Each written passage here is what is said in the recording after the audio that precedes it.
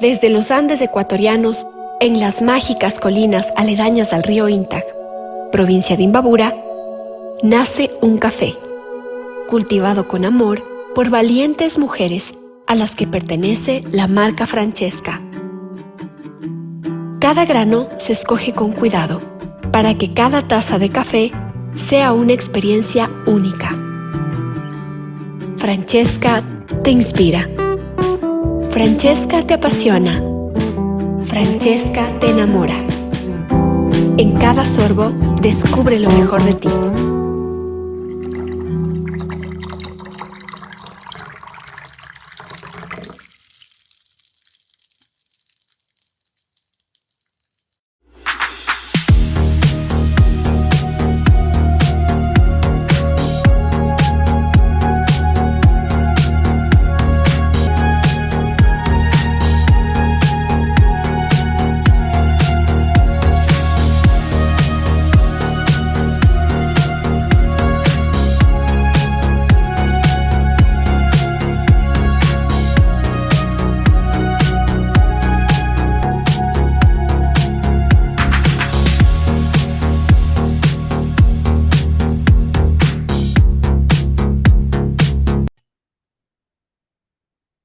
Bienvenidas compañeras, compañeros a esta nueva emisión de Hilando Fino. Tenemos el gusto de contar con nosotros a Verónica Sforcín, una querida compañera argentina, doctorada en comunicación, que acaba de ganar un premio de ensayo Pensando Nuestra América de editorial Sicus.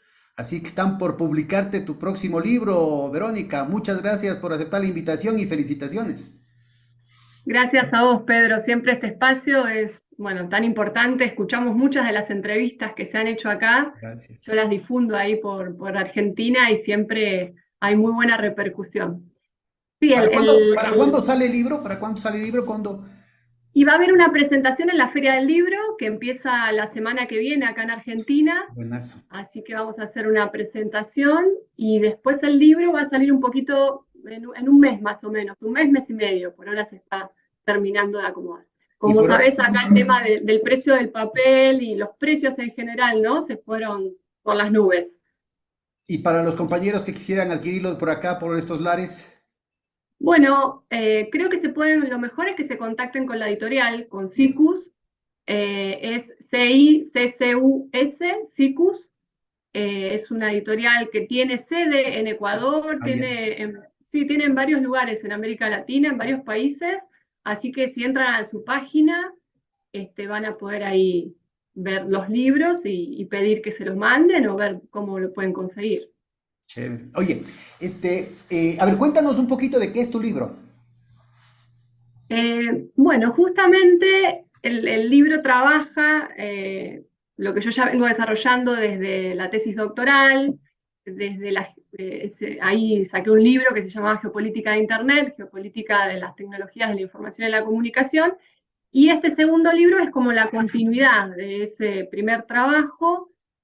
Acá específicamente abordo algunos temas que no había trabajado en el libro anterior, que tienen que ver con la ética y la inteligencia artificial, o, bueno, ahora que está también de moda, ¿no? Algunos conceptos que se han instalado de una manera muy, muy fuerte, como la guerra cognitiva o la guerra por las subjetividades. Vamos trabajando todos temas de tecnologías, pero siempre es lo que por lo menos yo me especializo en tratar de analizarlos desde la geopolítica, ¿no? Por un lado, con ese marco teórico, desde la geopolítica, y por otro lado, desde la economía política de la cultura y la comunicación, como esos son los dos marcos teóricos desde donde trabajo la temática, porque yo soy socióloga, soy doctora en comunicación, pero no soy especialista en temas de ingeniería, ¿no? De algoritmos y demás.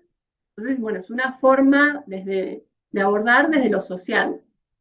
También el año pasado hice una diplomatura superior en inteligencia artificial y sociedad, que la verdad que fue muy interesante en la Universidad 3 de Febrero. Y bueno, ahí también actualicé y actualizamos, ¿no? Junto con otros profesionales, muchos de los debates que hoy se están dando.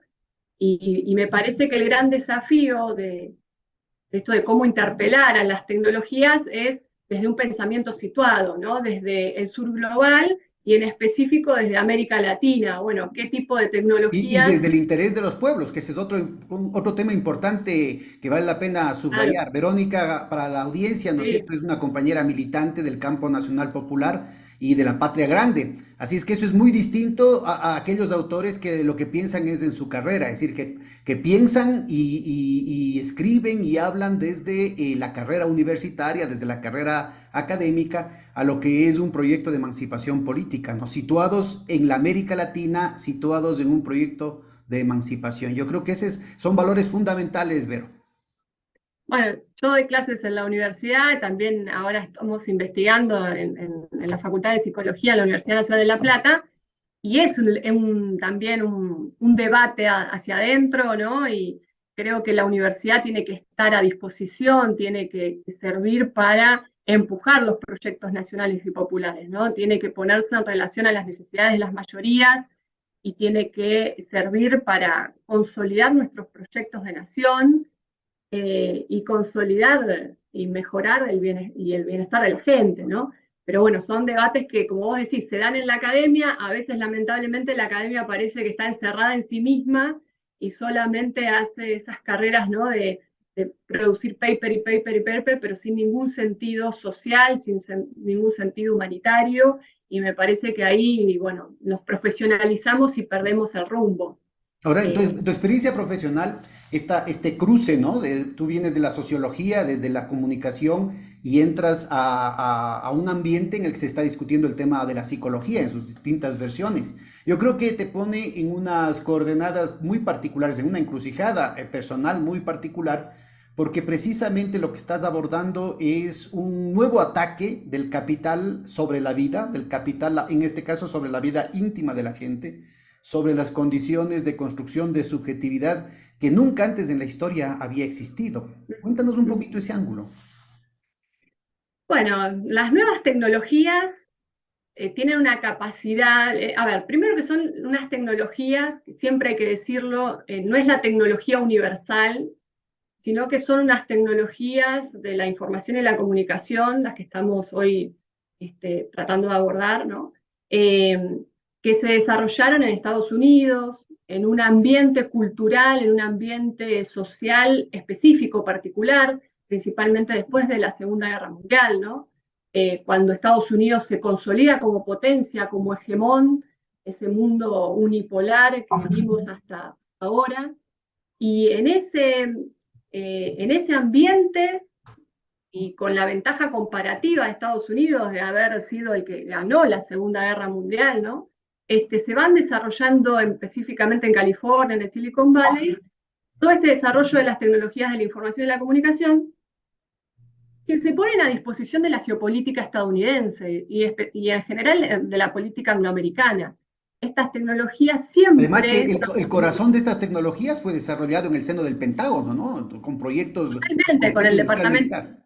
Exacto, el complejo militar industrial, y yo siempre le agrego tecnológico, ¿no? Lo que Eisenhower en sus discursos ya denunciaba en los 60. Entonces, es clave detectar que este es el único país que desarrolló este tipo de tecnología. Ahí se desarrolló Internet, ahí se desarrolló todo lo que son los soportes físicos, todos los cables de fibra óptica, toda esa primer tecnología más rudimentaria que hizo el cuerpo, ¿no? El esqueleto, donde hoy se transmiten los datos y la información.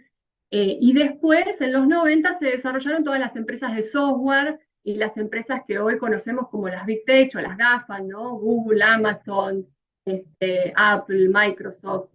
En ese complejo, como vos decís, un complejo militar industrial, tecnológico, en donde vos tenés al Departamento de Estado, tenés al Pentágono, específicamente a la Agencia de Seguridad Nacional, que es el organismo que impulsó a partir de financiamiento y de subsidios muy fuertes, ¿no? Y de un apalancamiento muy fuerte, porque consideraban que era justamente estratégico para la geopolítica de Estados Unidos, pero también estaban, ¿no? Los fondos financieros de inversión, eso hay que decirlo. Ahí este capital transnacionalizado, ¿no? Que hoy lo vemos en BlackRock, en Vanguard, en State Street, ¿no? Esos grandes fondos fueron los que ya desde los años 2000 también empujaron y financiaron este desarrollo tecnológico. Y esto fue subordinando el desarrollo académico de California, de Silicon Valley, porque fue desde la geopolítica de Estados Unidos y desde estas corporaciones que fueron poniendo los tiempos, los objetivos de este desarrollo tecnológico. Con una nota al pie de página, Vero, que hacían referencia, ¿no es cierto? Las vinculaciones hacían referencia a una parte de la academia más bien liberal, ¿no? No era el establishment académico conservador, adusto, Claro, sino que era ya este establishment informal, formalmente informal, ¿no? sí, sí, Posmoderno, de la revolución sexual, que calzaba sí. muy bien con las exigencias de los nuevos tiempos del capital y de la subsunción del proceso de consumo al capital, ¿no? Tal cual, un capital, bueno, ya terciarizado, ¿no? En donde, como vos decís, estas tecnologías también permitían que los trabajos sean mucho más flexibles. Por eso, digamos, encajó perfecto en este ambiente liberal de California. Si bien ahora eso está cambiando bastante, porque también se está yendo para Texas, ¿no? Hay otro Silicon Valley y hay que ver ahí esa nueva mixtura de ideologías, ya no es tan claramente liberal como en sus inicios. A ver, Lo vemos con detállanos, Elon detállanos, Musk, por esta es una ejemplo. evolución reciente, cuéntanos. Trump más bien dicho, la coalición que está detrás de Trump seguramente es parte de este proceso de relocalización y de transformación, ¿no? Sí, a ver, todo este análisis que es histórico, también responde a la geopolítica, es fundamental para comprender por qué estas tecnologías, porque es la pregunta inicial que vos habéis hecho, ¿no? ¿Por qué estas tecnologías apuntan a la construcción de nuevas subjetividades? Eh, en China, por ejemplo, si bien se están modificando, por supuesto, las subjetividades y a partir del uso y de la apropiación de estas tecnologías, no tienen por objetivo la manipulación social, como sí vemos que está pasando en Estados Unidos y en este modelo angloamericano. A ver, en específico, la disputa entre el Estado profundo de Estados Unidos se manifiesta también en el ámbito tecnológico y nosotros vemos como vos recién preguntabas, los republicanos tienen sus lobbies, ¿no? Y sus articulaciones dentro del Silicon Valley, que fueron siempre minoritarios y siempre todo este desarrollo de tecnología estuvo más atravesado, más articulado con el Partido Demócrata desde sus inicios, pero ambas representaciones políticas tienen sus llegadas y tienen sus articulaciones dentro de lo que es California, dentro del Silicon Valley.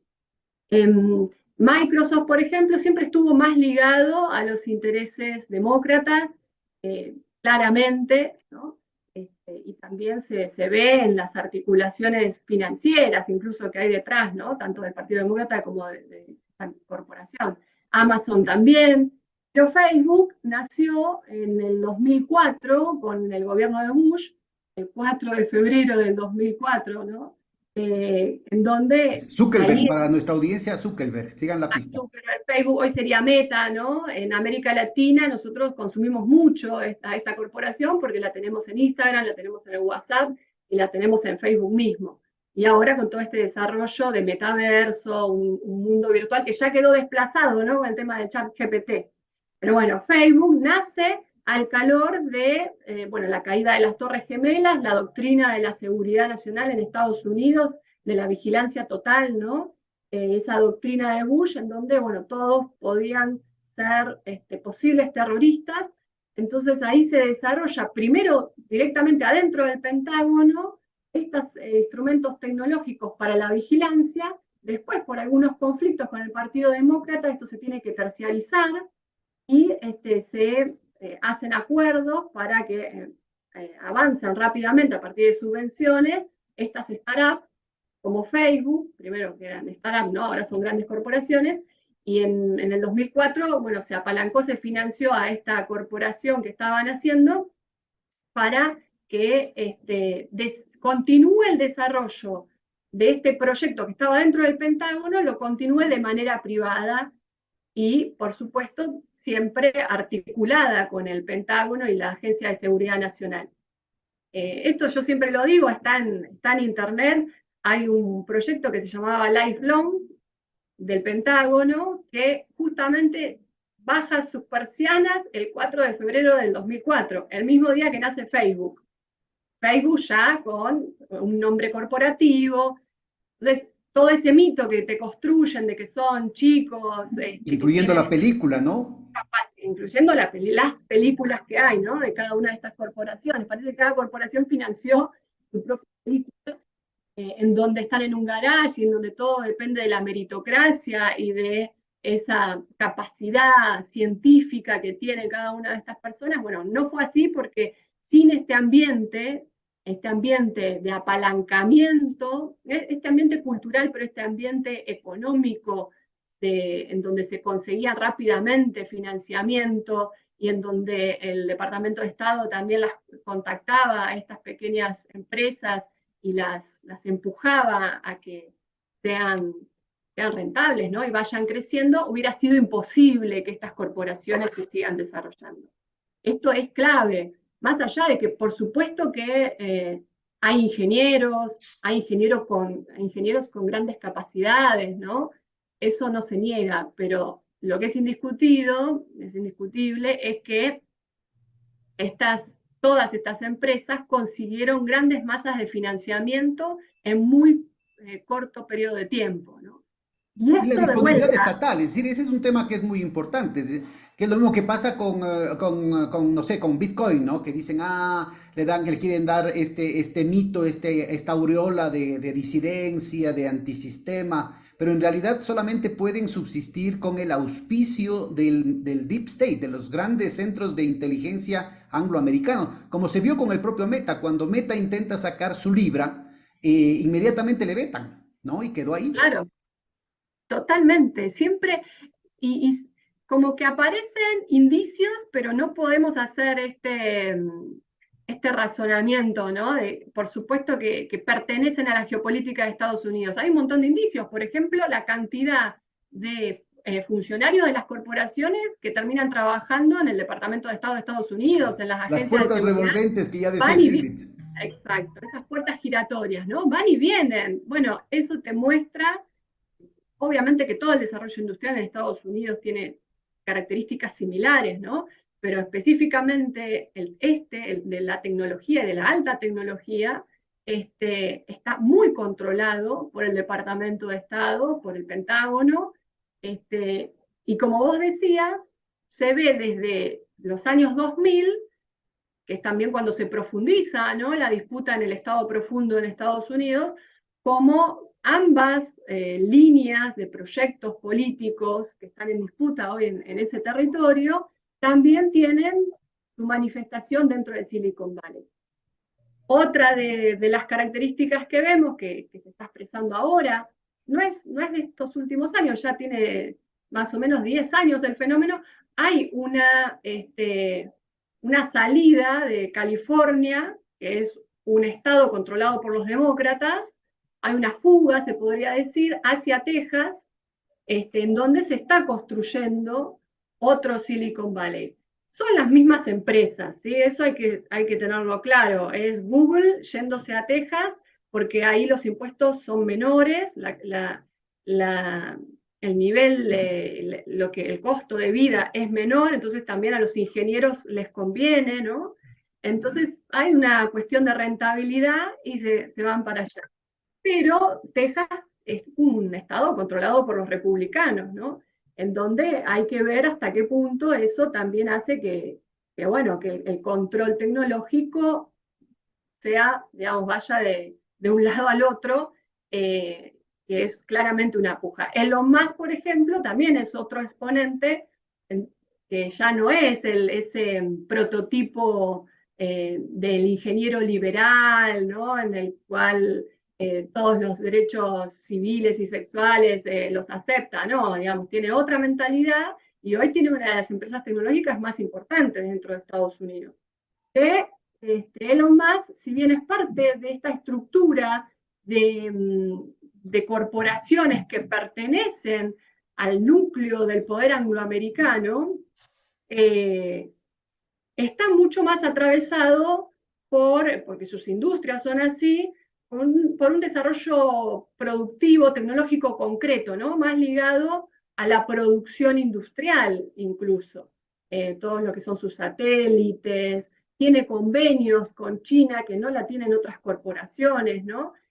Angloamericanas, y esto es porque él se desarrolla principalmente en lo que es los satélites, los autos eléctricos, un conjunto de herramientas tecnológicas, industriales, que, bueno, Metaverso no tiene nada de eso, o Microsoft no tiene nada de eso, ¿no? Es una tecnología que se aboca a controlar una parte de la cadena de valor de las tecnologías que se focaliza en la inteligencia artificial, en, bueno, algunos productos, ¿no? Digitales, tecnológicos más específicos. Que ya empezó con el tema de Dell en el caso de Texas y que ahora va a expandirse con el tema de los chips, con este Chips and Science Act de Biden en Arizona, ¿no? Sí, claro, bueno, ahí la guerra de los chips es clave también, es parte, ¿no? De ver qué corporación controla toda la cadena de valor, cuáles son los intereses, ¿no? Corporativos que controlan desde los chips. Primero son las materias primas, ¿no? Las materias primas como el litio, las materias primas que hacen a las tierras raras, ¿no? Todos esos materiales que se necesitan para la construcción de chips.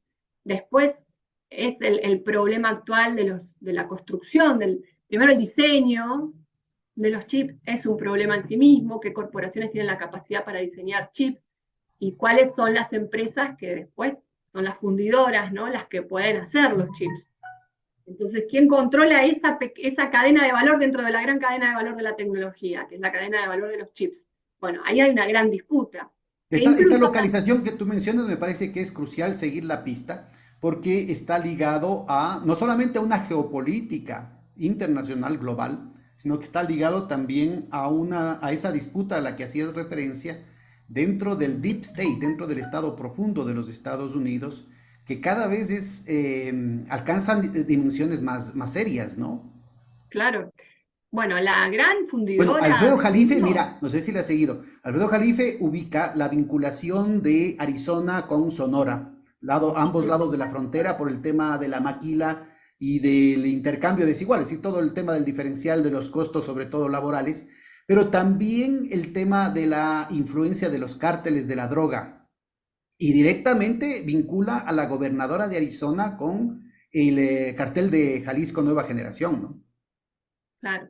Bueno, Entonces ahí temas. estamos hablando ya Sí, de cosas mucho mayores que muy rápidamente se están consolidando en un nuevo mapa. Imagínate lo que es claro, hablar, ¿no es cierto?, de una geopolítica al interior de los Estados Unidos. Entonces, por ahí salía el claro. chiste a propósito de que Netanyahu y el hijo de Netanyahu denunciaba que la CIA estaba detrás del intento de golpe de Estado en contra de Netanyahu y de las manifestaciones en Israel. Entonces ya solamente faltaba que los Estados Unidos pongan una embajada en Washington para lanzar un Claro. golpe de Estado en Estados Bueno, Unidos. para hacerse golpes de Estado. Algo Bueno, así. la Mira, toma del Capitolio. un tema que me parece que es crucial antes de zambullirnos en este tema de la subjetividad y del capitalismo de la vigilancia. Hace referencia a los mecanismos democráticos, a cómo esto está transformando, está vaciando por un lado el concepto mismo, el funcionamiento, la naturaleza de la democracia representativa, por el control de las subjetividades, pero también pone muy en cuestión el funcionamiento de los mecanismos de balances y chequeos y de rendición de cuentas. Y aquí hay un tema que es crucial. Normalmente se ve inclusive en medios relativamente progresistas, en intelectuales inclusive de izquierda, que quedan totalmente capturados por esa imagen de que la parte oscura de estos desarrollos tecnológicos tiene que ver con el Estado comunista totalitario en China, ¿no? Mientras en contraste con lo que sería el mundo libre basado en estas grandes transnacionales, cuando en realidad es al revés, ¿no? Como tú muy bien mencionabas, en el caso chino, de alguna manera, te guste o no te guste, de alguna manera hay el Partido Comunista y hay otros pequeños partidos que no se conoce, pero que son 4 partidos los que operan en China. Y el Partido Comunista tiene una red y una capilaridad enorme en todo el país continental, con procesos de elección, con procesos de rendición de cuentas, que son muy delicados. La ciudadanía china es muy activa en ese sentido. Entonces hay un problema, hay un tema de responsabilidad de parte del partido, pero también del Estado chino como tal, en torno a su régimen constitucional, en términos de lo que son los derechos de la ciudadanía. En el caso de Occidente, no tenemos nada, pues.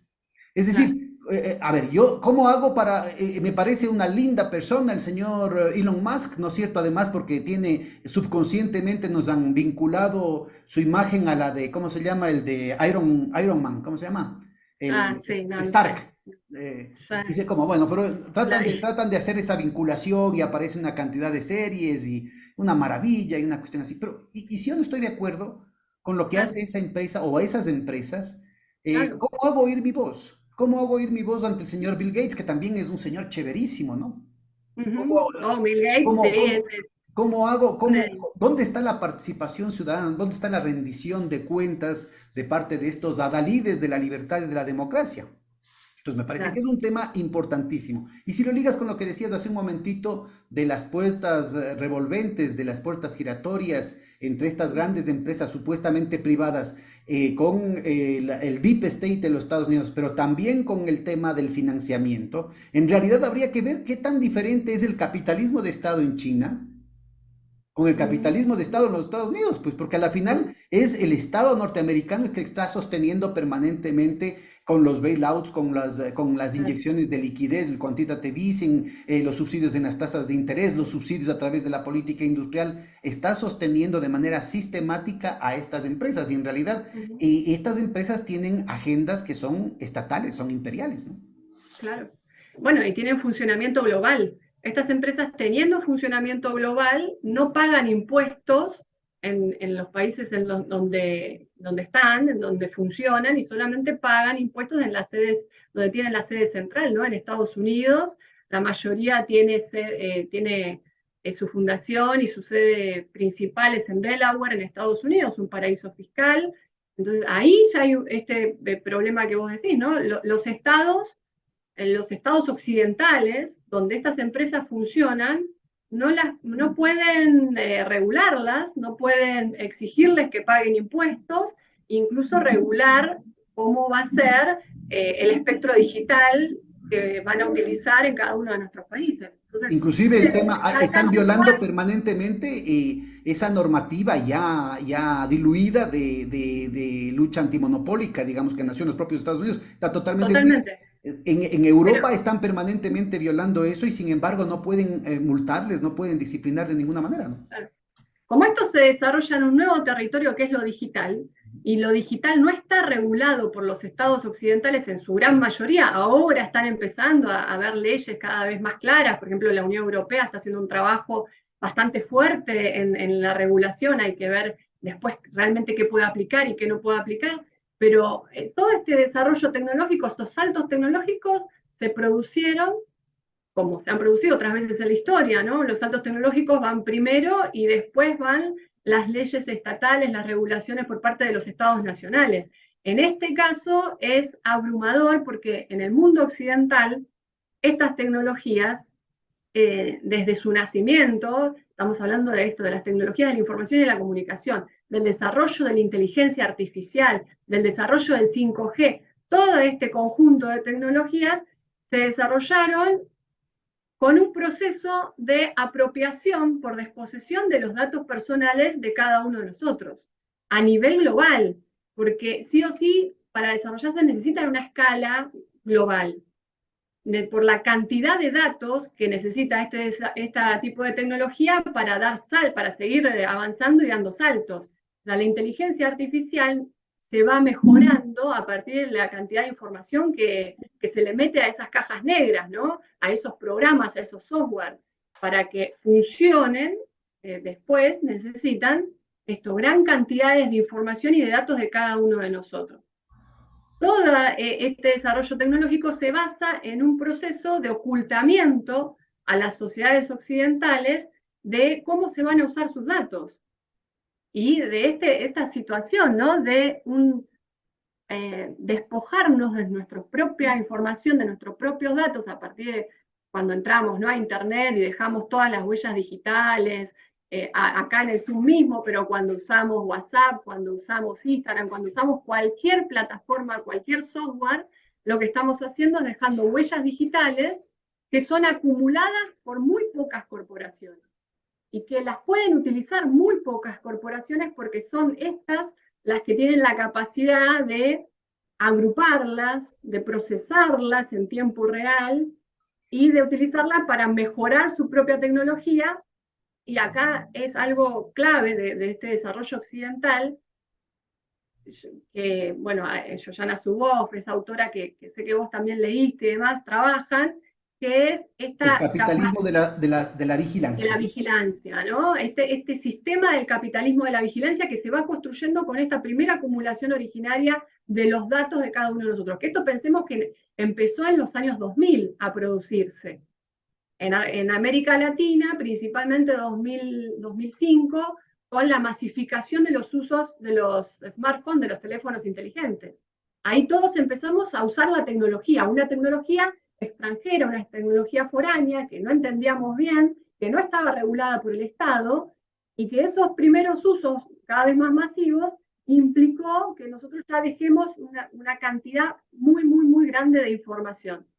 Toda esa cantidad de información que fuimos dejando les permitió a Estados Unidos acrecentar su ventaja tecnológica, incluso en un primer momento respecto de China.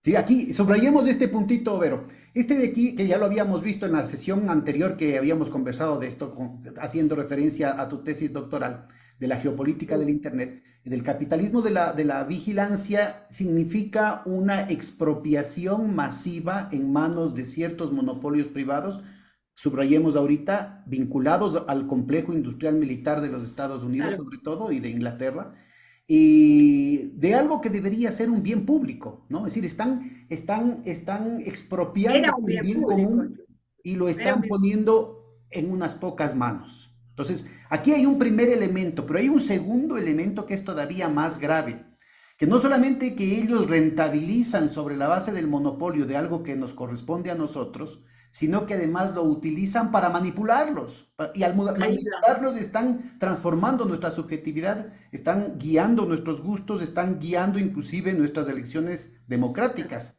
Con lo cual, cualquier indicio de reivindicación de la democracia occidental y cristiana queda en nada, pues. Ahí va, ¿no? O sea, primero este proceso de acumulación eh, y esta capacidad que la primer corporación que la desarrolla es Google, ¿no? Que se empieza a dar cuenta que su buscador acumula mucha información de cada uno de los usuarios. Por ejemplo, alguien busca, no sé, precio de aspirinas un martes a las 3 de la tarde. Y entonces ese buscador acumula una cantidad de metadatos de esa persona, la ubicación, la hora en la cual iba a comprar la aspirina, la aspirineta, ¿no? Para el dolor de cabeza, ese medicamento. Entonces, una cantidad de metadatos que son acumulados y que en un primer momento, hasta el 2004-2005, los tenía guardados. Casi que eran basura, ¿no? O sea, iban acumulando lugar en las nubes, en los centros de procesamiento de datos, pero sin mucha utilidad. Porque hasta ese momento había un desarrollo de un capitalismo tecnológico de los servicios, que focalizaba en brindar servicios a la población. Google estaba pensando en construir un buscador para ordenar el caos de Internet y que sea accesible a cada uno de nosotros, de los consumidores de la web. ¿No? Sería cómo nosotros podríamos buscar, ¿no? La información que está desagregada, que aparte está en códigos fuentes. Google lo que hace es hacer accesible la información a los ciudadanos y aparte cruzar toda la información de Internet que pueda cruzar Google. Entonces era un servicio, era brindar un servicio. A partir del 2005, por eso yo digo que también es con la entrada de grandes masas de fondos, de los fondos de inversión, si bien ya apalancaban, ¿no? Los fondos de inversión ya subsidiaban a las startups en California, las startups de tecnología, A partir del 2005-2006 hay un gran apalancamiento, ¿no? Y ahí se produce este cambio, yo hablo de una deriva, ¿no? Como, y Yoyana Zuboff también habla de este capitalismo parasitario, en donde toda esa información, esos metadatos que se tenían de cada uno de nosotros, se empiezan a ver que podían servirles a estas corporaciones para construir perfiles psicosociales de cada uno de nosotros y tener una capacidad más fina de influir en nuestras decisiones, ¿no? Tener una capacidad más sutil a partir de de todo este proceso, ¿no? Nosotros cada vez estamos más conectados a la web, hay más extractivismo de datos, eso les permite más conocimiento a estas corporaciones de cada uno de nosotros. Entonces, todo este circuito, que para ellos no se tiene que cortar nunca, por eso quieren que la ciudadanía sea una ciudadanía digital nada más, les permitió tener esta capacidad de monetizar esta información que estaba dando vuelta a partir de la construcción de perfiles psicosociales y a partir de vender nuestro comportamiento Yoyana Zuboff habla de mercados a futuro, ¿no? Pero se empiezan a vender las propagandas, y yo sé que los martes a las 5 de la tarde voy a comprar vallaspirinas o estoy más proclive porque es mitad de semana, porque salí de trabajar, estoy más proclive a comprar algún medicamento, lo que se va a poner en disputa es cuál es la marca de medicamento que yo voy a comprar, y eso se vende en mercados de comportamiento futuro, es decir, se valoriza, no es que se valoriza nuestra subjetividad de por sí, sino que lo que se valoriza es lo que nosotros podemos hacer el día de mañana, es nuestro comportamiento. Por eso lo que está en juego es la capacidad de elegir nuestro futuro. Ahora, a esto aumentale el hecho de que el teléfono celular te está oyendo ahorita. Todo Y el tiempo, todo el tiempo, ¿no? todo el Y tiempo. entonces con el Internet de las cosas, por ejemplo, cada vez más la capilaridad aumenta a niveles pero totalmente insospechados. Hay una cantidad, Alexa, empiezan los gustos Claro, musicales, pero además pueden ubicar cuál es tu ánimo ese momento, si estás más por una música más alegre o si estás por una cuestión más romántica o si estás más claro, melancólica. Mira, entonces imagínate lo que pueden seguir procesando. Y luego sí, también ahora empiezan las refrigeradoras inteligentes, en la que empiezan a todo. saber qué es lo que compras, qué es lo que se te está acabando, de qué es lo que te descuidas, o sea, los gustos alimenticios, pero a un nivel milimétrico, ¿no? Y eventualmente también podrán tener oídos respecto a tus ritmos y actividades sexuales, pues, ¿no? Entonces, imagínate, Sí, ya lo hay. absolutamente, absolutamente absorbida tu vida privada, tu intimidad, en términos de la masificación y en términos de lo que es más importante, porque son dos fases muy distinguidas. Una es la expropiación de tu subjetividad, inclusive de tu mundo Ahí, inconsciente por parte de las transnacionales, para rentabilizar en términos de perfilar su producción y acomodar a tu gusto. Pero después viene lo otro, ¿no es cierto? Eso sería producir los objetos para los sujetos. Y luego viene la otra cosa que es producir los sujetos para los objetos, que es la utilización de esa información de manera masiva, de manera sistemática, de manera global, a través de las películas, a través de las propagandas, a través del internet, a través de muchísimas cosas, y para perfilar qué tipo de subjetividades tienen que proyectarse el día de mañana. ¿Cuáles van a ser sí, tus gustos, tus necesidades, tus angustias, tus miedos, tus miedos, sí, pánicos? Y entonces aquí empieza a articularse una cuestión que hace referencia a lo que mencionabas tú hace un momentito, ¿no? En el tema de que sí pueden haber fabulosos ingenieros, puede haber gente que, como Steve Jobs, ¿no? Que nadie le puede negar el hecho de que era un visionario y que tenía otra perspectiva respecto a la sociedad, respecto al capitalismo, respecto al mundo. Y como él, algunos otros, es decir, hay algunos inclusive ahorita multimillonarios que podrían estar en esa onda. Pero no puede soslayarse lo fundamental, lo medular, que es una agenda estatal imperial. Lo mismo que sucedía con el antecedente de esto con Tavistock, que empezó en Inglaterra en los años 20 con psicólogos, psicoanalistas, psiquiatras de muy buenas intenciones, brillantes, verdaderos revolucionarios en su tema, pero que rápidamente, ¿no es cierto?, fue cooptado como un mecanismo de control social que lo último que se sabe, porque además de eso se conocen a duras penas ciertas pistas, fue el proyecto MK Ultra en los Estados Unidos, que inclusive tuvo que ser censurado por el Senado de los Estados Unidos en los años 70, ¿no? El control mental, mental control, quiere decir. Entonces, mira, aquí estamos hablando de una situación verdaderamente espantosa. Claro. Ayer estaba dando una clase en la facultad y, bueno, por supuesto yo siempre pregunto, ¿no? ¿Ustedes creen que están siendo escuchados con el celular? Y todos tienen muchos ejemplos de esa situación, ¿no? Entonces ahí me parece clave problematizar algo que damos como dado, como natural, como, bueno, es así. Pero además, Y que ubícate, me parece que es importante ubicar. Hace poco, esto de aquí era teoría de la conspiración. claro, Ahora ya todo el mundo lo está asumiendo, primero con sorpresa, pero ya cada vez es más natural el dar por hecho de que así es la vida. tal cual. Y creo que, a ver, el fenómeno de la revolución industrial, ¿no? Construyó subjetividades, construyó un nuevo sujeto, pero a partir de un cambio material, un cambio de modo de producción, en donde fueron disciplinados, ¿no? Todo ese proceso que llevó cientos de años y en donde se construyó nuevas subjetividades. Marx habla del trabajo enajenado, ¿no? Un trabajo en donde los productores, los trabajadores ya no son dueños, ¿no? De los medios de producción. Ahora, en la actualidad, dentro del mismo modo capitalista, pero específicamente bajo el modelo angloamericano, lo que estamos viendo es la capacidad de construir subjetividades que, como vos decís, se necesitan no solamente para la producción, sino que se necesitan para la tremenda exclusión social que genera esta forma de acumulación actual. Hoy estamos viendo que hay niveles de desigualdad en el mundo occidental que son previos a la revolución industrial. Hay tanta acumulación, ¿no es cierto?, en grupos cada vez más chicos, más concentrados de poder y de capital y demás, y que generan tremendas masas de desocupados, tremendas masas de excluidos del sistema.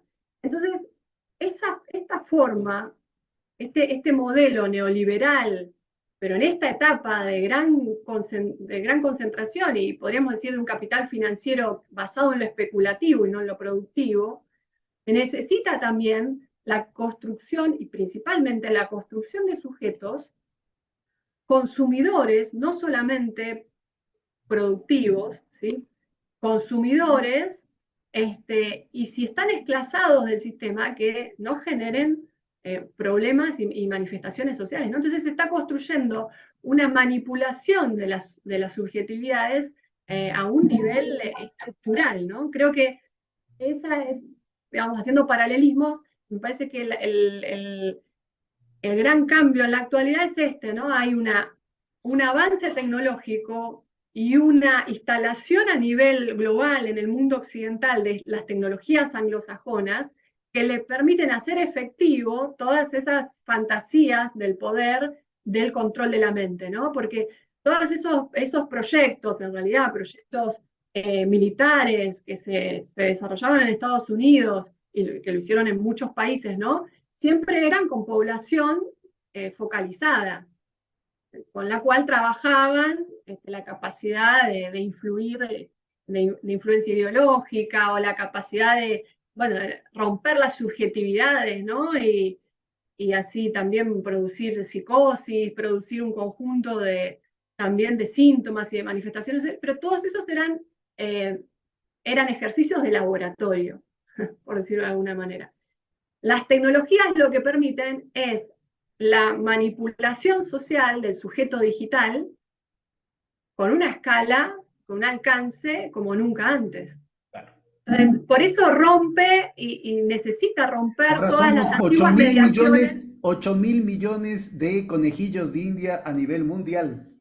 Y Claro, tienes la yo capacidad separo, además de diferenciarte conforme tu cultura, tu religión, el claro, clima, la trayectoria específica, la coyuntura específica de tu región, de tu país, a la carta, los pedidos a la carta en términos no solamente de las ventas, sino de los resultados políticos y geopolíticos que se requieran.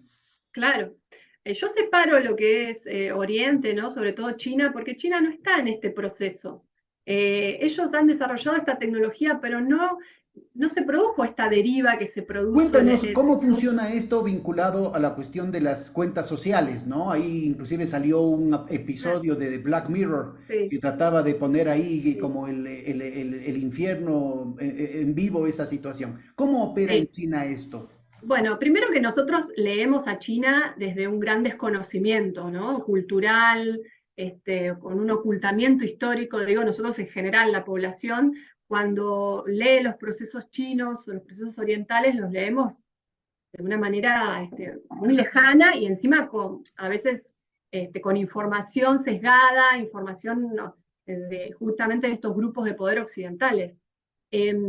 Toda estos ataques que se produjeron a China con este tema de los créditos sociales, como vos decís, está ese capítulo de la serie y demás, yo lo pongo en cuestionamiento es porque en Occidente ya estamos en un sistema de créditos sociales de manera permanente. Por ejemplo, las empresas de seguros tienen información de cada uno de nosotros, la compran información de cada uno de nosotros y saben de antemano si vos, una persona que se quiere asegurar, si va a tener tal enfermedad o si sus padres tuvieron tales enfermedades y la cuota de ese seguro varía en función de eso. Es decir, en función de todo un score que se da, ¿no? Una escala que se da en función de manejar tus datos de manera oculta y de manera de espaldas a la sociedad, y eso hace que cada uno de nosotros estemos permanentemente en una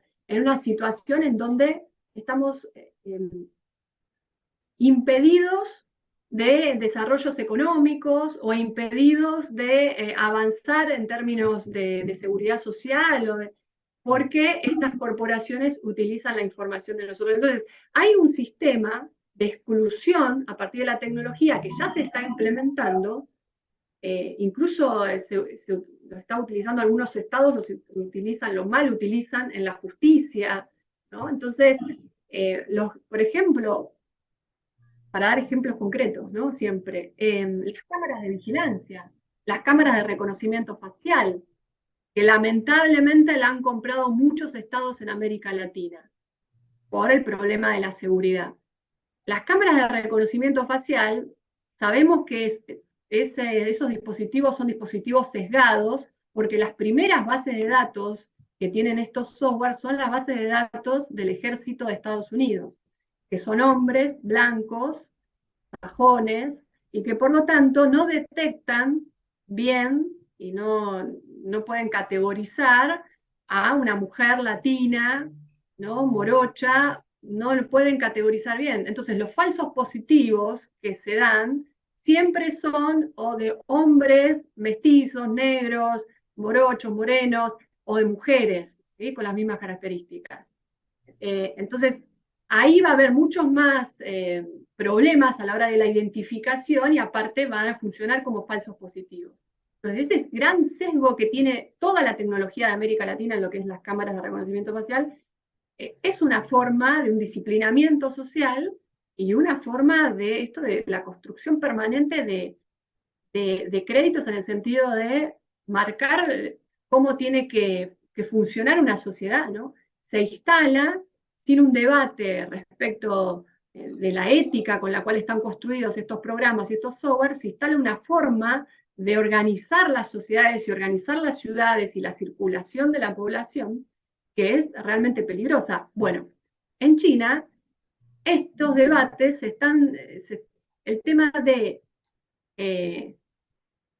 la ciudadanía, el tema de los valores, ¿no? De esa ciudadanía, la solidaridad y demás, son debates que ya se vienen dando desde hace muchos años y se está utilizando la Y algo que tecnología se oculta para mucho y que más bien se instrumentaliza por parte de los medios occidentales es que La ciudadanía china está permanentemente movilizada en las calles con protestas en cada cantón, en cada parroquia. Yo mismo tuve la oportunidad de presenciar alguna de esas manifestaciones. Es decir, la gente asume como algo natural el asunto de ir y reclamar ante el Estado. La relación que tiene la ciudadanía respecto al Estado, respecto a sus representantes, es muy distinta de lo que sucede en Occidente, incluyendo los mecanismos más democráticos que se pueden desarrollar acá en Occidente, ¿no? Entonces, ahí hay una esperanza de poder establecer no solamente límites, sino que haya un control verdaderamente democrático, que no quiere decir solamente difusión, sino el hecho de que a quién beneficia ese tipo de mecanismos, ¿no? En el caso de acá de Occidente, esto queda en manos privadas. Es decir, aparecerían Exacto. como canales distintos, ¿no? Esto de las cámaras, diríamos, es la policía, esto de la información es del internet, esto de la cuenta es del banco, pero a la final,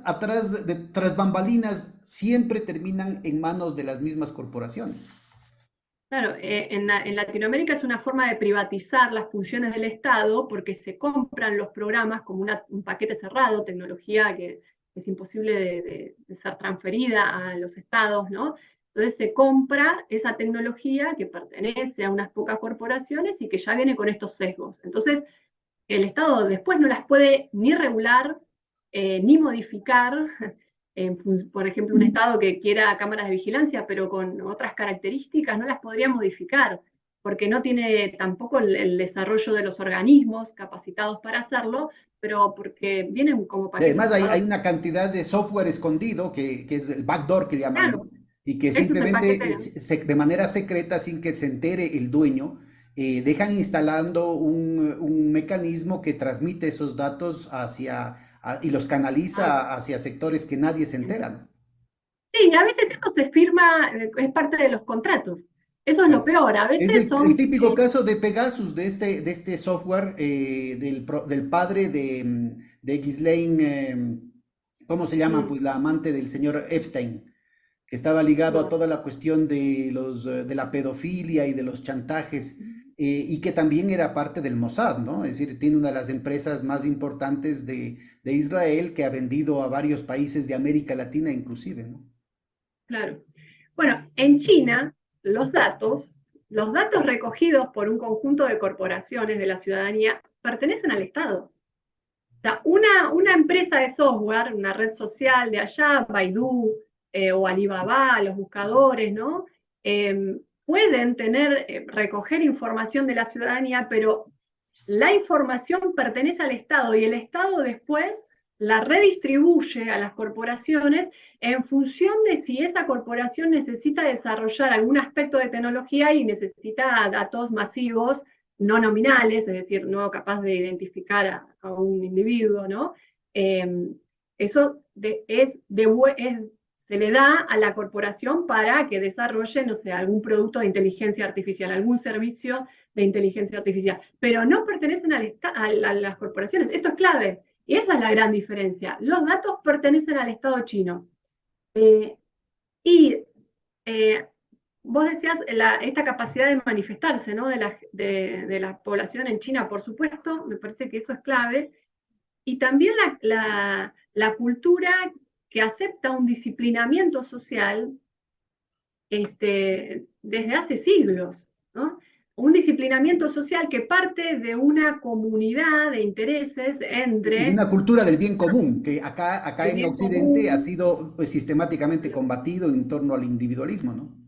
en donde el Estado tiene un rol, la ciudadanía tiene otro, pero todos, tanto los funcionarios que están dentro del Estado como el ciudadano promedio, todos están bajo una disciplina y bajo una ética común, ¿no? Entonces, Acá se ha generalizado una cultura en el que obviamente se endiosa el tema del individualismo, se ataca de manera sistemática todo lo que es común, es corrupto, es atrasado, es de mal gusto, es totalitario, es un atentado claro, contra la libertad y la democracia.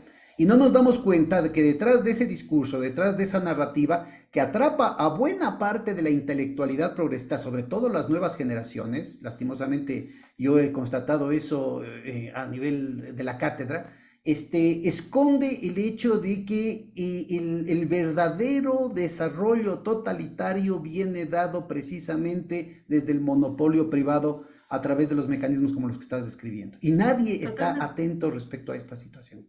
Totalmente. Esa es la situación que se oculta de este capitalismo de la vigilancia desde los inicios, ¿no? Desde esta expropiación de los datos de cada uno de Pero que nosotros. además la gente no solamente que lo naturaliza, sino que lo justifica y dice, bueno, como yo no tengo nada que ocultar, está bien, pues. Totalmente. O sea, eso Siempre, me están haciendo el favorcito de saber mejor que yo qué es lo que me gusta y qué es lo que me va a gustar en el futuro. claro, claro, eso es también algo construido, ¿no? Desde la sociología siempre decimos si hay una idea que se reproduce, ¿no?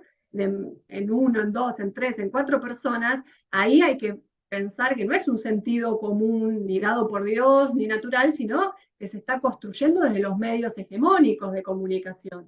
Entonces, esta idea central que se construyó también desde los años 2000 de, bueno, la privacidad, hasta qué punto es importante, la transparencia es lo único que importa, pero una transparencia incluso negando la capacidad de tener una estrategia propia, ¿no? Hay que ser 100% transparente, todo se tiene que decir, todo tiene que ser dicho de manera inmediata. Bueno, un conjunto de valores que se han ido construyendo en las sociedades, este filósofo Byung-Chul Han los grafica muy bien, después hay otras cosas con las cuales yo no coincido, ¿no? Pero Con el tema de la grafica infocracia. la sociedad de la transparencia, la infocracia, bueno, pero a la par que en la sociedad se construyen estos valores, como vos decís, en las corporaciones van desarrollando una capacidad tecnológica de construir prácticamente un sistema absolutista.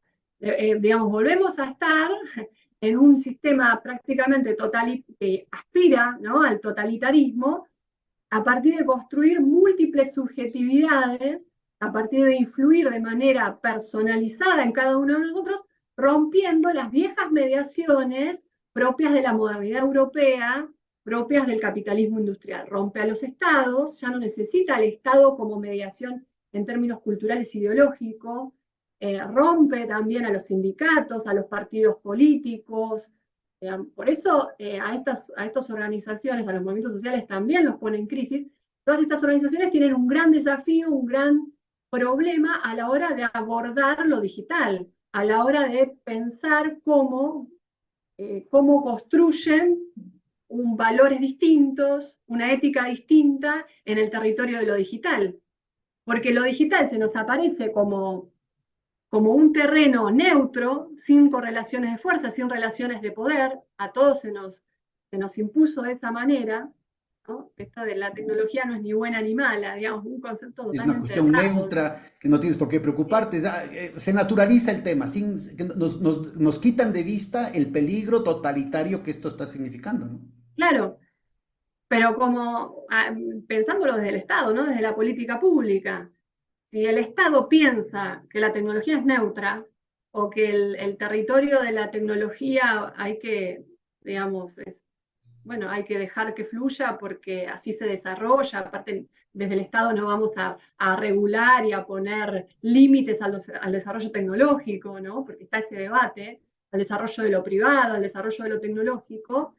Ahí lo que hacemos es negar una correlación de fuerza que existe, que es tremendamente desigual para el ciudadano y que niega incluso al Estado mismo, porque el territorio de lo digital hoy pertenece a unas pocas corporaciones, pertenece a 5 o 6 grandes corporaciones, a las Big Tech, ¿no? Entonces ahí es Pero además, también yo te vuelvo a insistir, sí, ¿cómo es?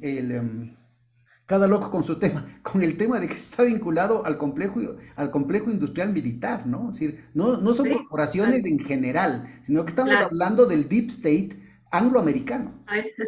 Sí, sí, está bueno siempre ligarlo. Lo que pasa es que, bueno, uno entra por la corporación, ¿no? Vos ves a Microsoft y después ves a BlackRock, a Vanguard, porque, por ejemplo, con esto del chat GPT, algo que es impresionante, ¿no? Cómo se instaló, y a mí me llamó la atención porque la inteligencia artificial hace mucho que se usa, que las sociedades las usamos de vuelta. sin saber que la estamos usando. Cuando usamos el celular estamos usando inteligencia artificial. Cuando usamos algunas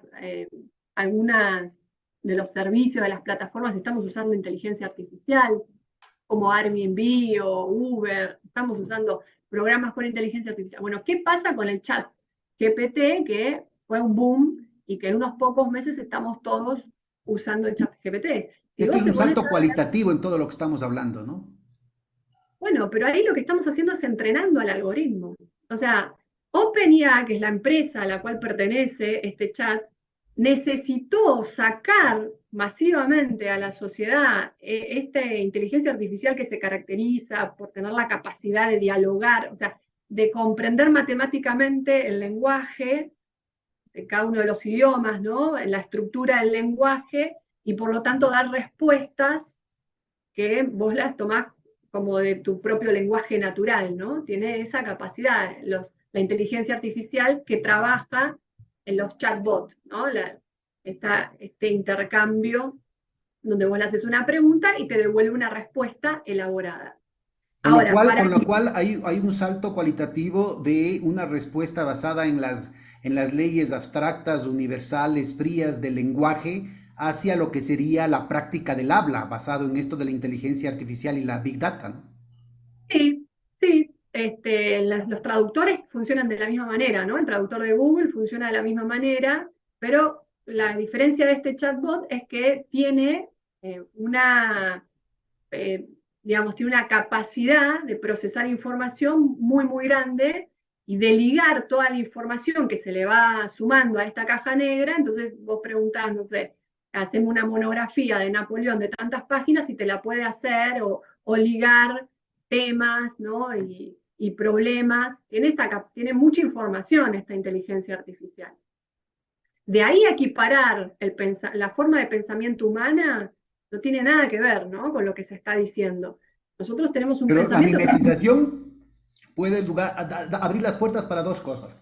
La primera, la bueno, fetichización, ¿no? la posibilidad de pasar, o sea, de engañar, de generar un proceso de engaño colectivo, pero por otro lado es el tema vinculado a lo que hablábamos hace un momentito ya no solamente la creación de objetos para los sujetos, sino de sujetos para los objetos, a través de técnicas ya consolidadas de programación neurolingüística y de ingeniería social, se Claro, vuelve una herramienta temible de manipulación y de sometimiento de la gente. claro, tal cual.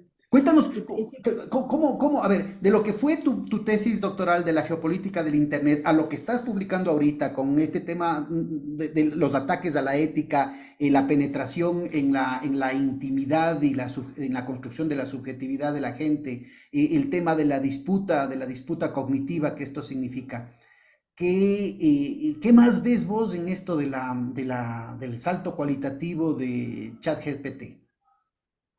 bueno, a ver, por eso principalmente me parece que hay que ser conscientes que para que este chat y esta inteligencia artificial se siga desarrollando, se necesitó masificar.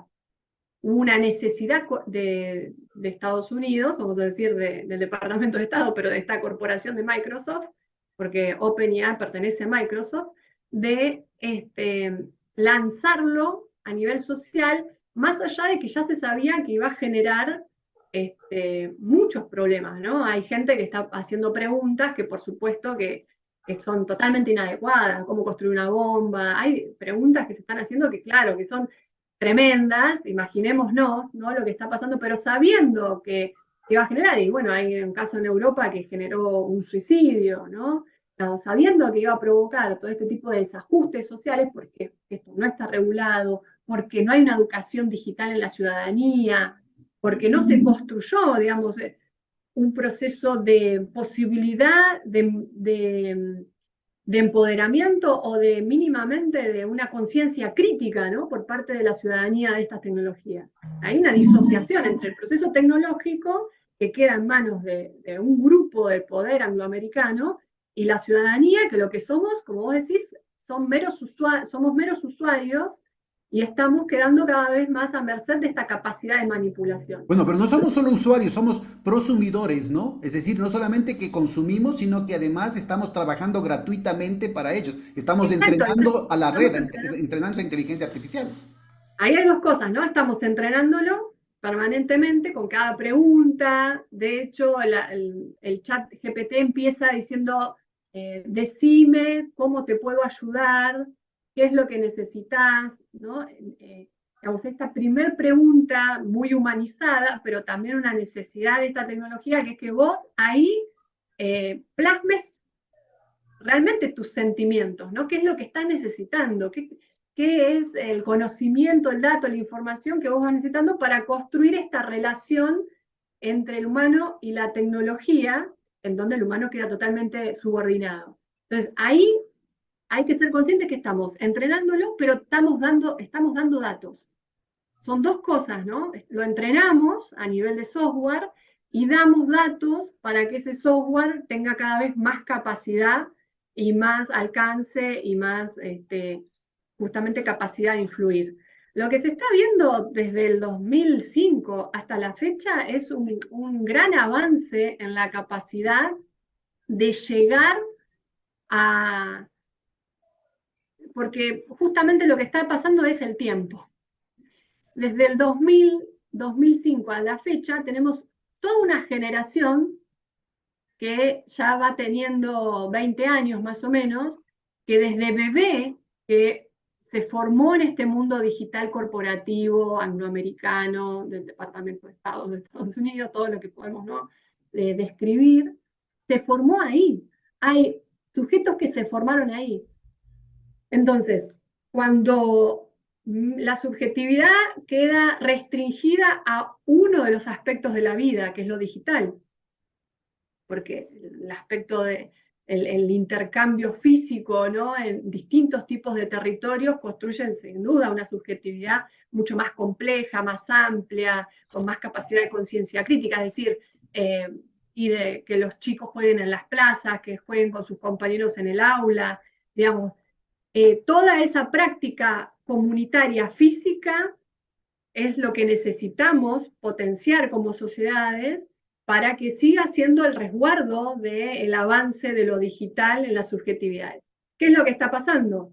Que la significación de lo digital en estos sujetos, que ya tienen 20 años, es mucho más grande que la significación del espacio físico. O sea, lo que pasa en el intercambio físico con el otro, para ese sujeto, tiene menos valor, tiene menos importancia. Es Porque más, para ese su sujeto relacionamiento con el otro con A mayúscula y el otro con A minúscula en se términos disgrega. académicos, es Sí, claro, mediado por el Internet, es mediado por la computadora, exacto. es mediado por el teléfono celular. Sí, el gran otro hoy es lo digital, donde se imponen, digamos, una forma de entender el mundo, pero en donde hoy se está justamente jugando en ese sujeto, ¿no? La capacidad de valorizarse, la capacidad de constituirse subjetivamente, es en el plano de lo digital, ¿no? Y pensemos esto, ¿no?, que es todo lo que estamos describiendo del plano digital, que no es democrático, ahí no está la polis, ahí no existe lo comunitario, ahí entramos al campo del enemigo. Pero el tema del tiempo es clave, el tiempo y el desarrollo tecnológico, ¿no? Hay toda una generación que está metida, ¿no?, en el campo de lo digital. Aparte, que también hay que decir que estas tecnologías, esto se ve mucho en Facebook que es Instagram y que es WhatsApp, generan adicciones, ¿no? Justamente como necesitan la monopolización de la atención de los sujetos para que este sujeto esté atado al celular y a todas las redes digitales, necesitan generar sujetos adictos. Entonces ya está más que comprobado, hay muchos que, bueno, que no pudieron soportar, ¿no?, esta situación de estas corporaciones que los obligan a trabajar sin parámetros éticos. Bueno, un parámetro de una ética neoliberal, hay muchos quebrados, digamos, que se van, muchos ingenieros, trabajadores que se van y dicen lo que está pasando ahí, ¿no?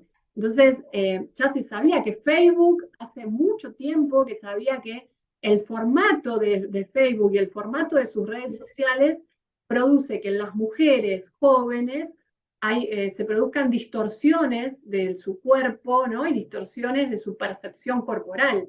¿En qué sentido? Por el hecho de que ven patrones de belleza que no se corresponden con su identidad física. Sí, patrones de belleza, que ya los medios masivos de comunicación lo usaban, ¿no? Pero también es más esta cuestión de la interacción permanente.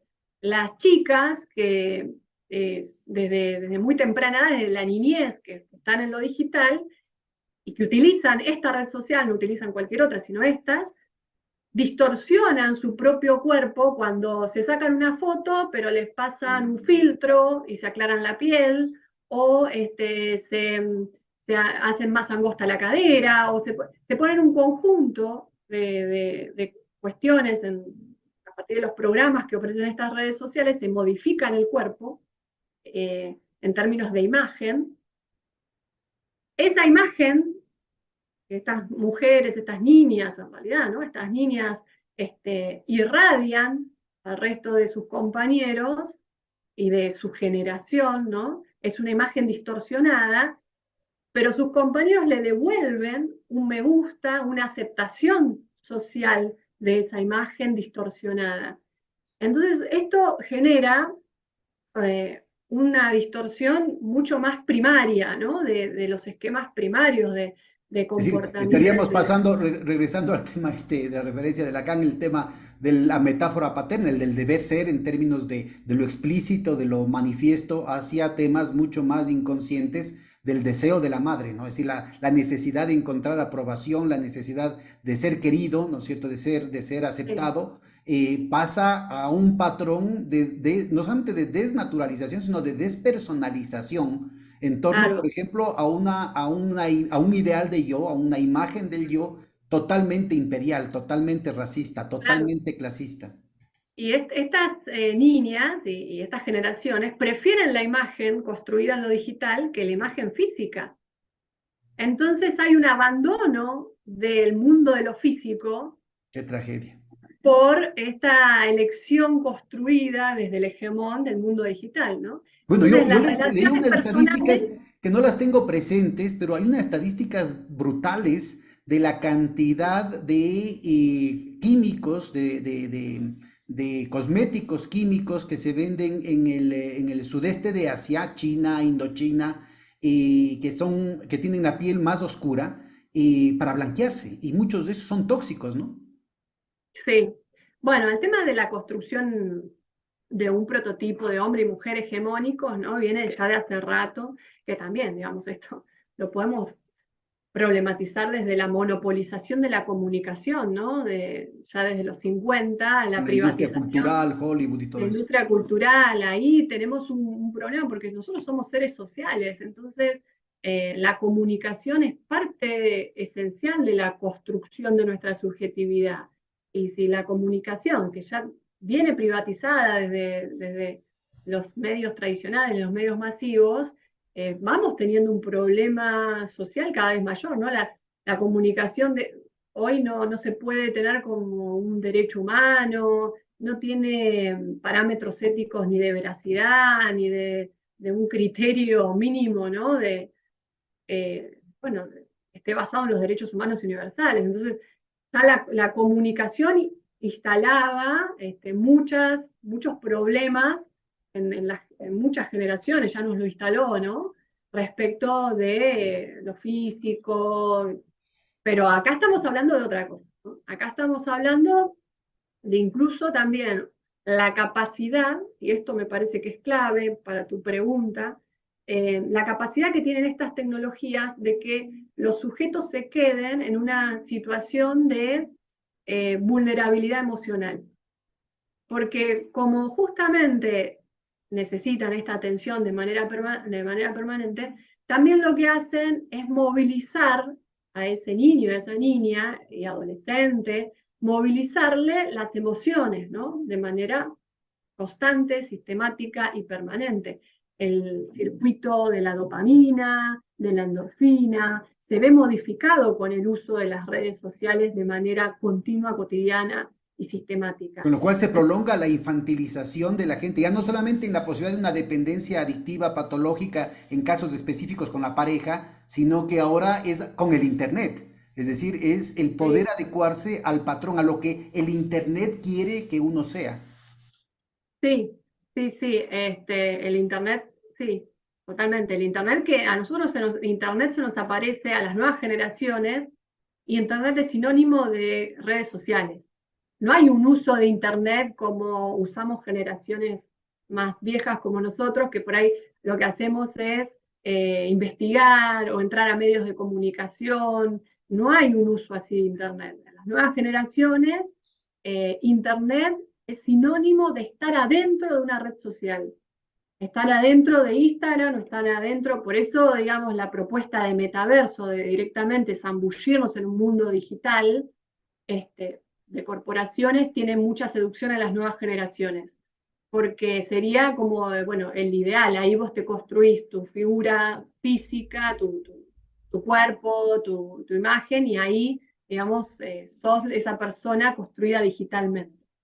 Entonces ahí hay una gran diferencia, ¿no? Porque esta utilización de las redes lo que lleva es justamente a que no haya una capacidad de distanciamiento y una capacidad de análisis crítico. Yo cuando hablo y lo charlamos mucho, ¿no? En la cátedra, en la facultad, me sorprende igual que cuando uno tratamos de construir entre todos, ¿no? De manera colectiva, ciertas herramientas para problematizar las redes sociales, las nuevas generaciones enseguida pueden analizarlas, incluso apropiarse de estas herramientas. Creo que es el gran desafío de estas nuevas generaciones, cómo pueden despegarse de lo digital para comprender que eso es un territorio más, no el único, y que aparte, justamente de manera colectiva o comunitaria, se le pueden poner reglas al mundo de lo digital, otras reglas que no son las que hoy están. Ahora, también hay que decir que estas nuevas generaciones están en soledad hoy dentro del mundo digital, porque no hay un Estado acompañándolos, o sea, no tienen educación digital en las escuelas, algo que es clave y que ya tendríamos que tenerlo hace mucho tiempo. Y en el Es mundo de decir, la no puede cultura, ser, las vanguardias culturales, en lugar de convertirse en un elemento de desalienación como fueron en décadas anteriores, casi todo el siglo XX, ahora son más bien instrumentos del proceso de alienación, instrumentos de un claro, proceso de desmoralización, instrumentos de un proceso de desintegración de cualquier posibilidad de libertad, de emancipación individual, y se convierten más bien en elementos propulsores, turbo de este proceso de expropiación de subjetividades, ¿no? claro. Yo creo que esta imagen, ¿no? De que los hemos dejado solos a las nuevas generaciones en lo digital, los hemos dejado solos en una relación directa con el poder más concentrado, ¿no? Porque no está el Estado, no está la familia, porque la familia no tiene herramientas para discutir lo digital, ¿no? Porque quizás la generación mía, que es la que tuvo la última, ¿no? Que se dice, la última que estuvo en el mundo analógico y la que entró después, a sus 20, 20 y pico de años, al mundo digital. Nosotros tenemos que ser el eslabón para problematizar lo digital. Y no lo podemos ser porque, bueno, porque en términos de batallas culturales no venimos, ¿no? Los proyectos nacionales, populares, Nosotros nacionales, seguimos peleando las batallas del siglo pasado, la batalla anterior, cuando el enemigo, el imperio, está preparando, ¿no es cierto? Está ganando esta nueva batalla, y que es la batalla de nuestras almas, ¿no? sí. Mira, hoy leía una nota de que en Israel se están formando ejércitos digitales con chicos excluidos, ¿no? No de la capital de Israel, sino de los alrededores, es decir, los más vulnerables, digamos, con sectores vulnerables, desde una edad muy temprana, de los 12, 13 años, los están empezando a formar con grandes capacidades de manejar el mundo digital, ¿no? El desarrollo de inteligencia artificial, porque según esta nota, lo que se viene son las guerras digitales, las guerras cibernéticas, la guerra, que ya lo estamos viendo, ¿no? Como la guerra tiene todo el aspecto de lo tecnológico digital. Ahora, yo pensaba desde América Latina, ¿no? ¿Cómo estamos formando nosotros a las nuevas generaciones para que den una batalla en lo digital en esta situación actual de, sin duda, de guerra híbrida? Acá en Argentina, Perón, en los 50, 40, 50, no me acuerdo bien el año, desarrolló Telam, ¿no? La primera agencia de noticias con una perspectiva argentina. Chávez desarrolló Telesur, la primera agencia de noticias latinoamericana con una perspectiva latinoamericana.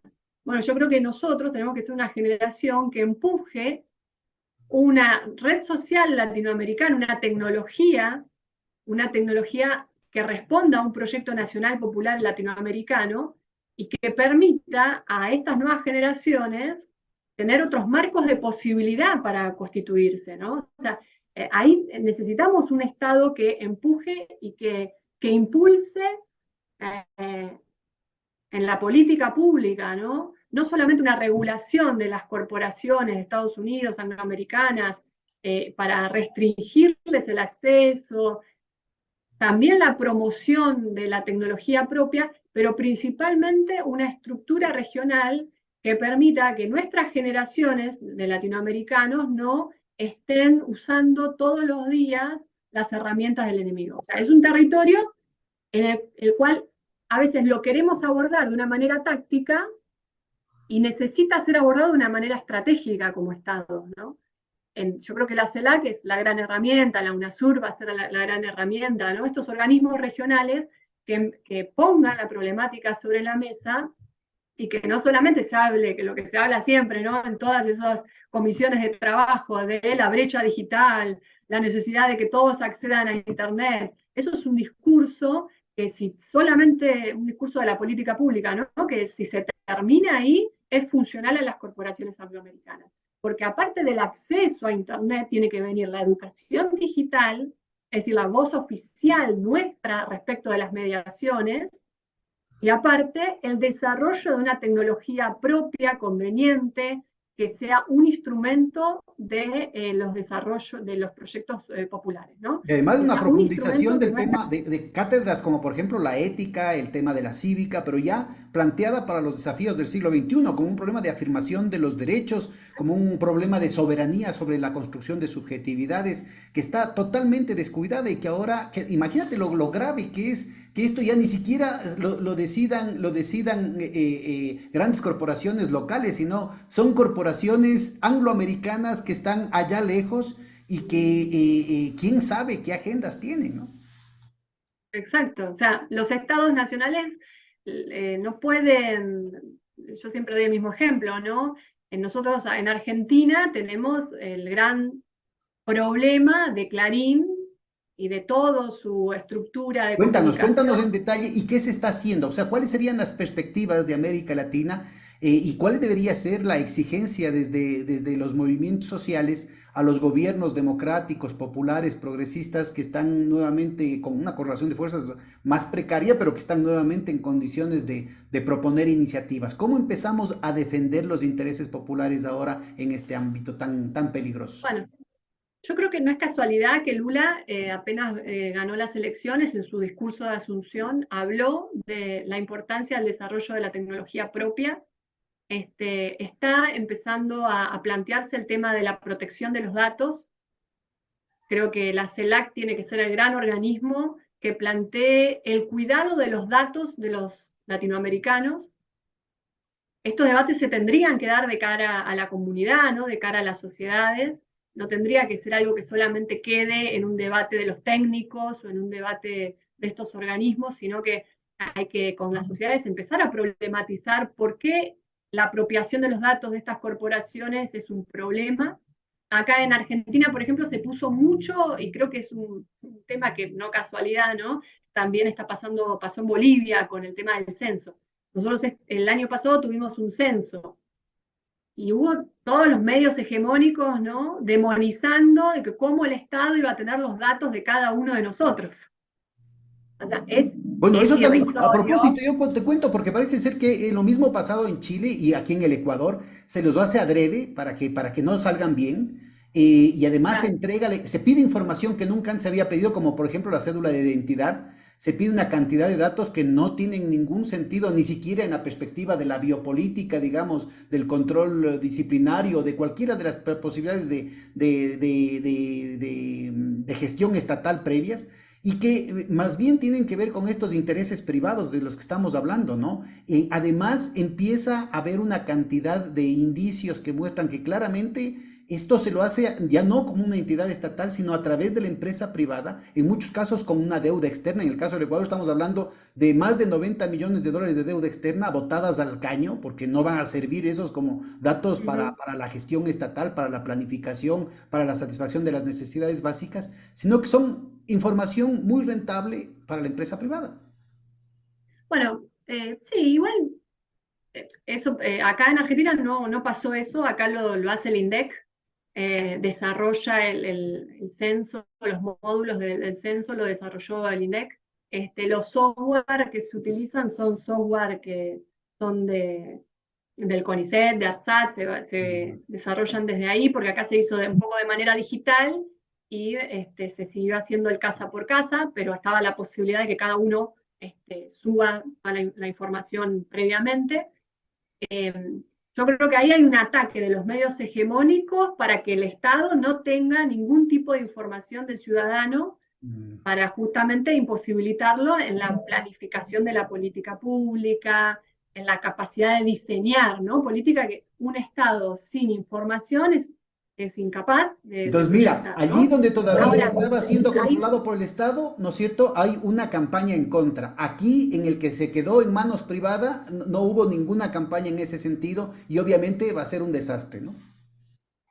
claro, bueno, no es raro que las corporaciones o los organismos internacionales también financian mucho, financian a los estados para que, digamos, por ejemplo, acá en Argentina, todo el tema del desarrollo del software, siempre está el Banco Mundial, ¿no? O el BID tratando de, te apoyan para que actualices tu software, pero ese software se tiene que hacer con ciertas empresas y bueno, sabemos lo que implica eso, ¿no?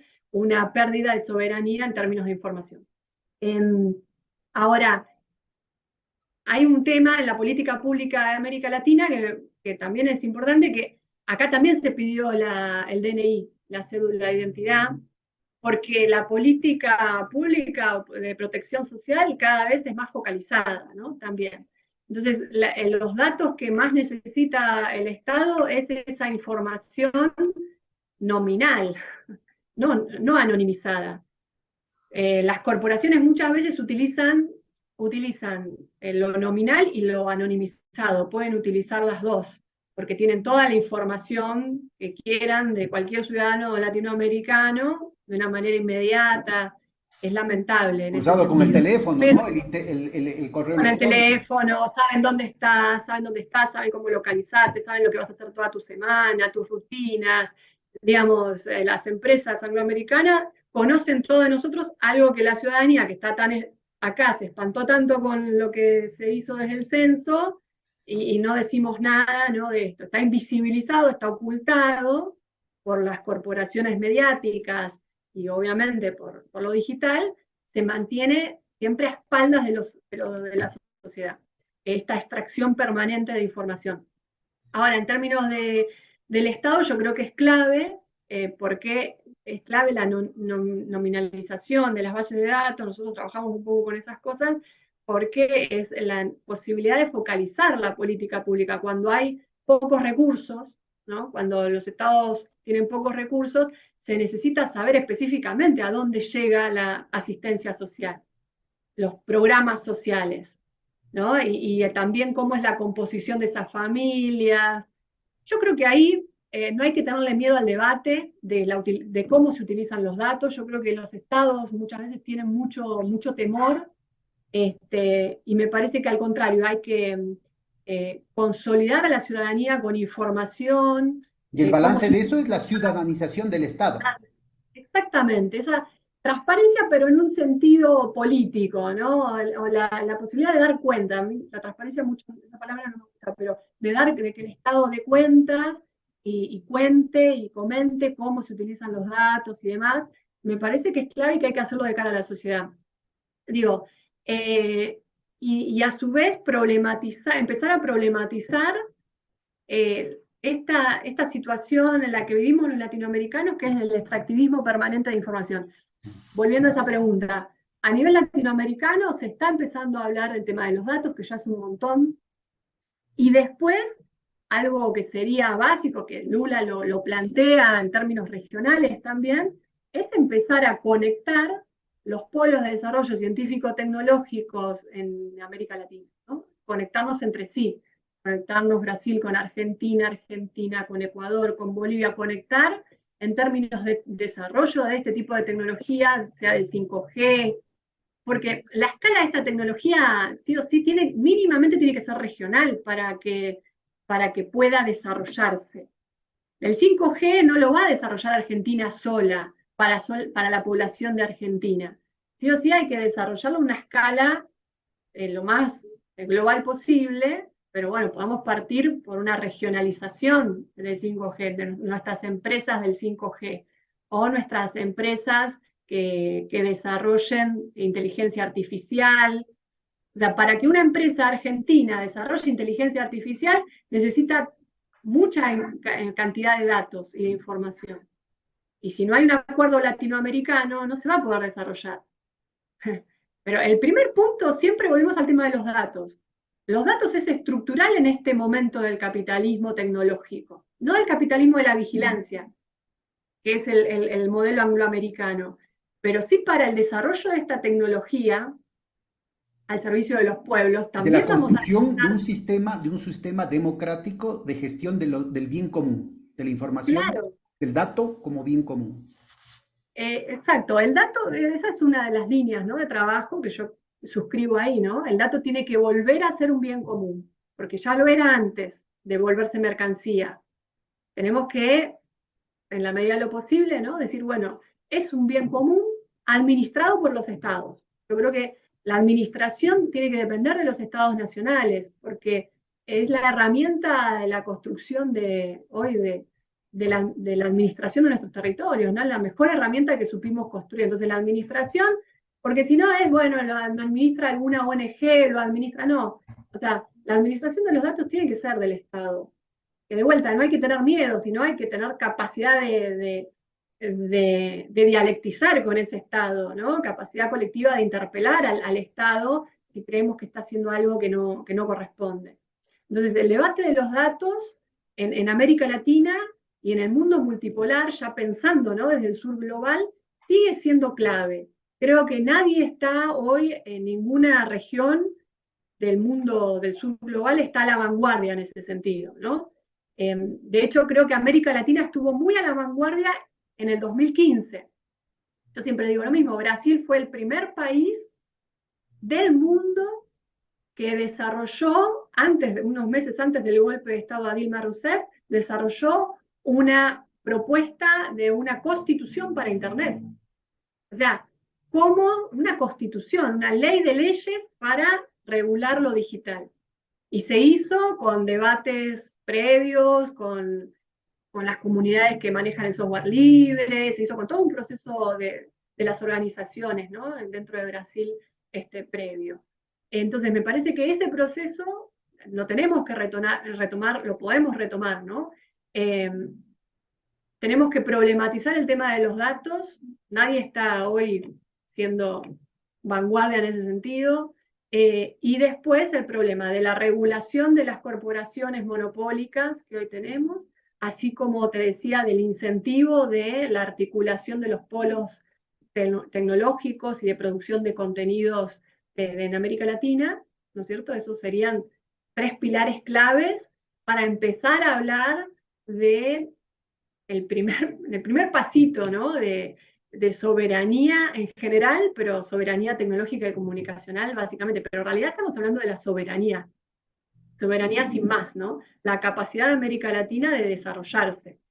Y de no quedar de vuelta hay algunos autores que hablan de una nueva situación colonial tecnológica, bueno, de no volver a quedar subordinados en esta propuesta tecnológica foránea que nos subordina en términos de extractivismo, sigue extrayendo nuestra materia prima, nuestro litio, nuestros materiales que se necesitan para esta nueva tecnología, sumándole a que extraen nuestros datos y nos venden servicios. Estos servicios los compran los estados a precio dólar, produciendo una gran erogación de dólares de todos nuestros estados, que sabemos que es nuestro talón de Aquiles, no tener financiamiento. Entonces estamos comprando el producto ya elaborado de las corporaciones que lo hacen con nuestros datos y con nuestra materia prima. O sea, volvemos a un circuito de nueva colonialidad que nos deja siempre en el mismo lugar. Y con estas nuevas dimensiones tipo Cambridge Analytica del tema de la colonización y de la dominación política e ideológica. Bueno, claro. Apasionante el tema, Vero. Nos ha quedado corto el tiempo, así es que yo te comprometo para una nueva sesión para continuar profundizando en muchos temas, en muchos aspectos que nos han quedado en carpeta. ¿Algunas palabras finales para ir cerrando esta sesión? Bueno, no, ojalá que esto sirva para poner en agenda en todos nuestros gobiernos y en nuestros países, ¿no? Estos temas. Me parece que es clave que lo hablemos, que lo problematicemos. A veces parecen temas olvidados o vedados, ¿no? O naturalizados. Y bueno, tenemos que poder hablar de las mediaciones que usamos todos los días, poder complejizarlos con estas miradas desde, bueno, una capacidad, una necesidad que tenemos los pueblos de apropiarnos, ¿no? Y de empoderarnos a partir del uso de tecnologías y que no nos lleven a mayor subordinación, mayor dominación. Así que bueno, ojalá que esto sirva para ser un disparador más para eso. Bueno, nada más. Muchísimas gracias, Vero. Te mando un beso, cuídate mucho y hasta la próxima emisión de Hilando Fino. Gracias, Pedro. Siempre un gusto estar acá. Un gran abrazo y un beso. Saludos. Chao.